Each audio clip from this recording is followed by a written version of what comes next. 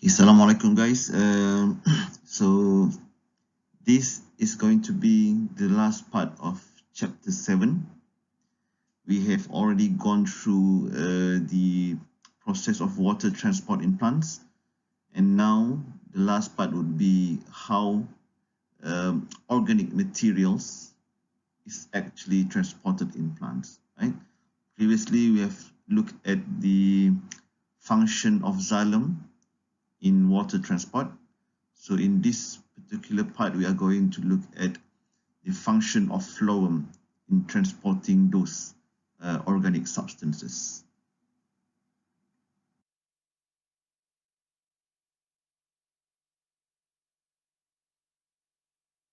So what is translocation?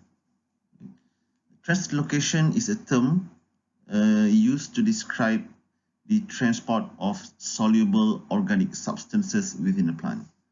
So when I said organic substances, basically most of the organic substances that is transported in plants started off with the production of the sugar, right?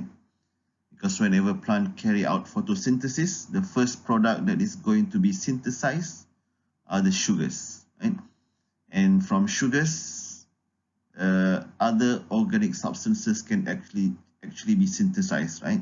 That includes protein and also lipids, right? So sugar is the precursor substances that is used to produce other types of organic substances.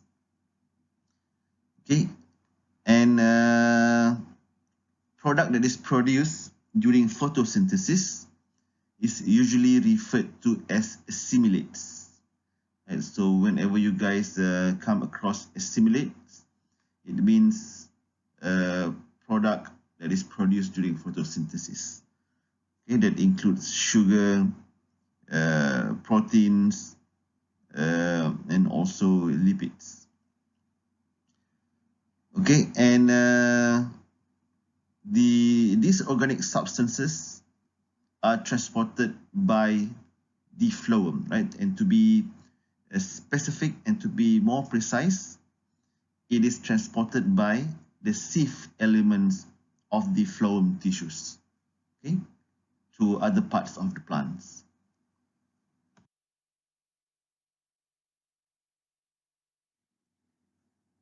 When we talk about phloem tissue, it's just like xylem tissue, right? It is made up of different components. And if you look in this diagram here, you will see that phloem tissue is made up of the sieve element and also the companion cell. Okay, and sieve element is where all of the organic substances that has been synthesized during photosynthesis will be drawn into and taken to other parts of the plants. Okay, and we have already discussed this earlier.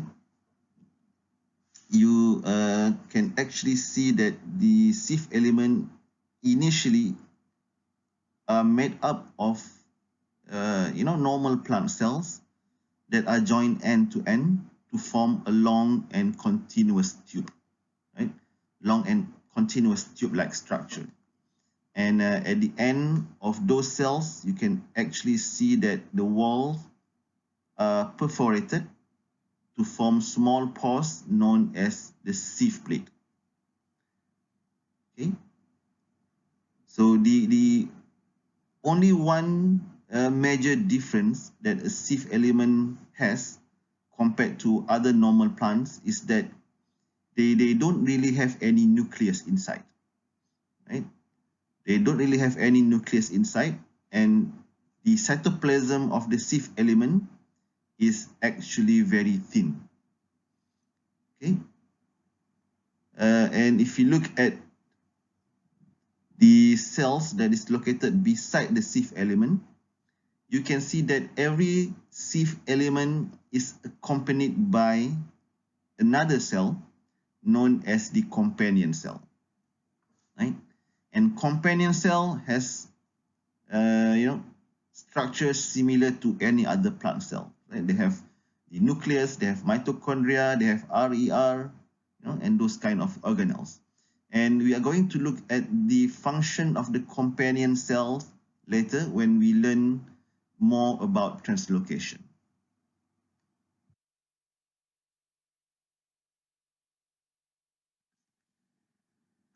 As you can see here, we have a table that shows the content of phloem sieve tube, okay, in the phloem sap.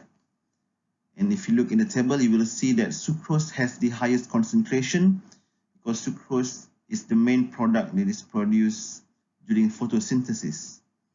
But interestingly, you can see that there is also a lot of ions inside the phloem sap. You have potassium, you have chloride, phosphate, magnesium, sodium, and also nitrate. Okay, and we can also see that there is a considerable amount of amino acids, right, in the phloem. You can see that we have also ATP, and there is also some traces of plant hormones, right? Plant growth substances are actually plant hormones such as auxin and cytokine, right? And this shows that, besides transporting sugar, phloem can also transport different essential material that is required by plant cell, right? Such as protein, lipid in the plant growth, okay, energy molecules such as ATP, and also the ions.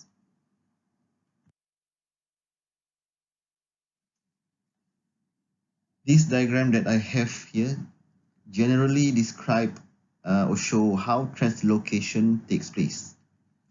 A few things that you need to know first is that the part of the plant that synthesize the organic material or assimilates, such as sucrose, during photosynthesis is known as the source. Right? And usually the top parts of the plants or the leaf will usually be the source. While the parts of plant where they assimilate or the sugar is taken to is known as the sink. Sink can be any part of the plant. It can be at the stem, fruit, or even the root. So for translocation to start, the plant needs to create a the plant needs to create a pressure gradient between the source and the sink. So just like when you talk about transport of water, right? Transpiration is the process that causes the hydrostatic pressure on top part of the plant to become lower than the hydrostatic pressure on the lower part of the plant, right? And this creates pressure gradient of water potential. Okay, and in water transport, the gradient is caused by evaporation of water, right? And therefore, no energy is really required by the plant to move the water upwards. So we can say that water transport in plant is actually a passive process. And translocation needs this pressure difference too. But instead of obtaining it through passive process, pressure difference in translocation is produced by an active process.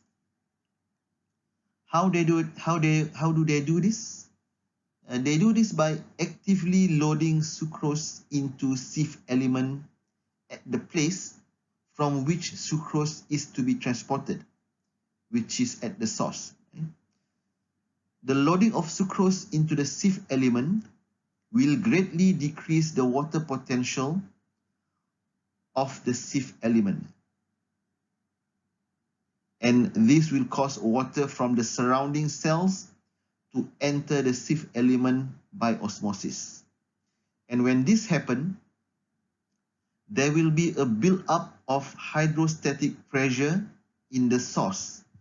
And since the hydrostatic pressure of phloem at the source is higher than the hydrostatic pressure at the sink, a mass flow of water and dissolved solutes will take place, right, from the source to the sink. And when this mass flow of water and solutes arrive at the sink, sucrose will be removed and used by the cells at the sink, causing water to follow by osmosis. And therefore, this will always maintain the pressure difference, okay, between the source and the sink.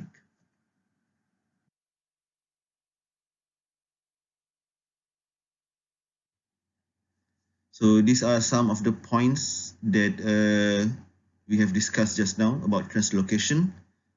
Okay, so you can copy it as usual. You can pause the video later if you want to read the whole thing again. Okay.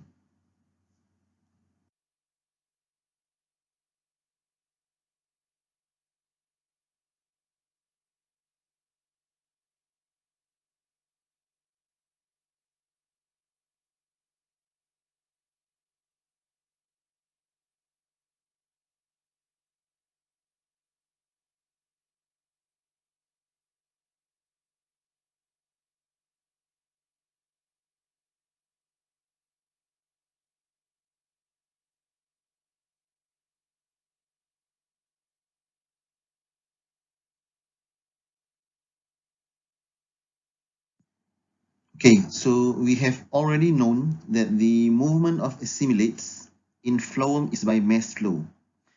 And in order to have that mass flow taking place inside the phloem, there should be a pressure difference between the source and the sink. And I have also mentioned just now that the pressure difference is caused by the active loading of sucrose into the sieve element at the source, right? So in this slide, we are going to look at the process in detail.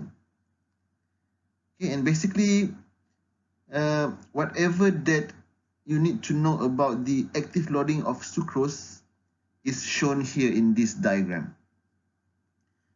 Okay, so as you can see, in leaf mesophyll cells, photosynthesis in chloroplast produces triose sugars, right? And these triose sugars will then be converted into sucrose. Triose means three, right? So the initial product of photosynthesis is a 3-carbon sugar. Okay, so after that, they will be converted into a 6-carbon sugar, like glucose, before they are converted even further to a disaccharide like sucrose. Okay, sucrose in the form of solution will then move from the mesophyll cell across the leaf to the phloem tissue. Okay.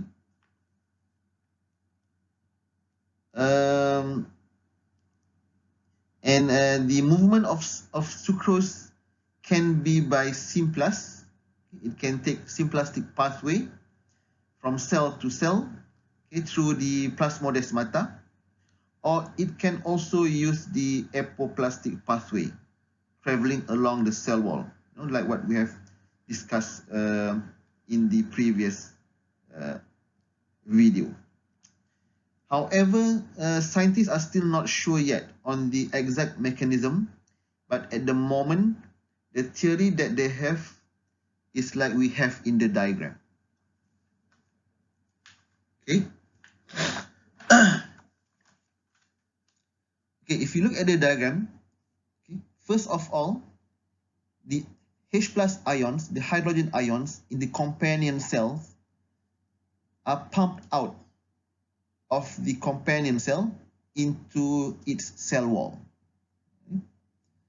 And the pumping of the hydrogen ion uses ATP as an energy source. You can see it here.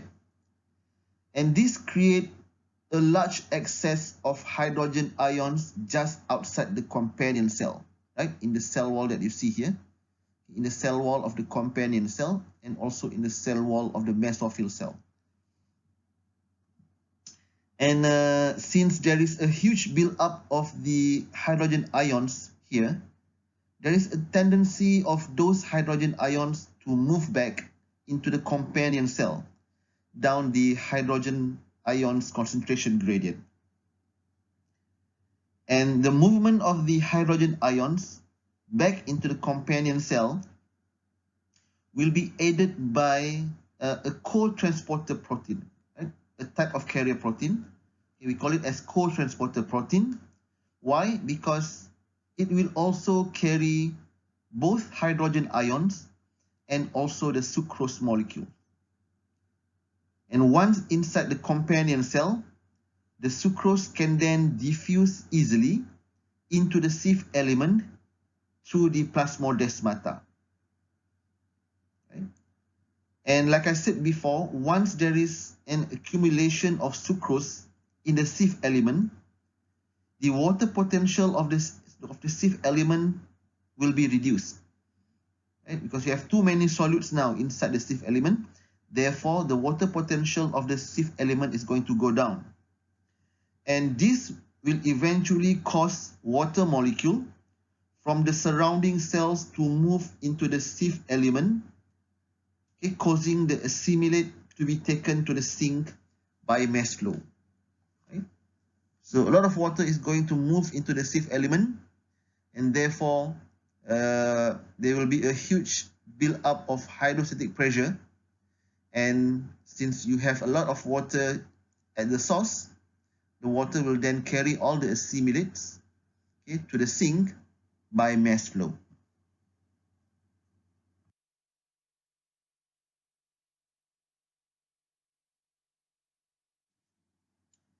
Okay, once the assimilates reaches the sink, basically the opposite process is going to take place. Sucrose will move out of the phloem or the Sif element by means of symplastic and apoplastic. And the exact mechanism is very much similar to those of loading. Okay, however, it is not described in details in your syllabus. And once sucrose is inside the sink, it will then be converted to other materials such as glucose, starch, cellulose, ATP molecules, and others with the help of enzyme. So I think basically that's about it for the unloading of sucrose from phloem. It's very brief, right? It's not described in that much detail even in your textbook.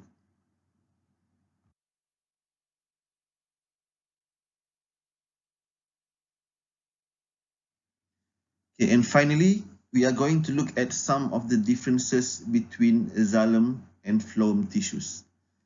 Right? From what we have learned in the previous slides, in the previous videos, there are a few very observable and obvious differences that you can actually pick up between xylem and phloem. Okay, so the first one is that xylem tissues are made up of xylem vessel elements and also sclerenchyma cells, okay, or the tracheids, while phloem is made up of Sif elements and companion cell. Okay. Second difference is that the function of xylem is to transport water and mineral ions, while for phloem, the main substance or the main product that is transported in phloem is organic substances such as sucrose. Okay, the third one,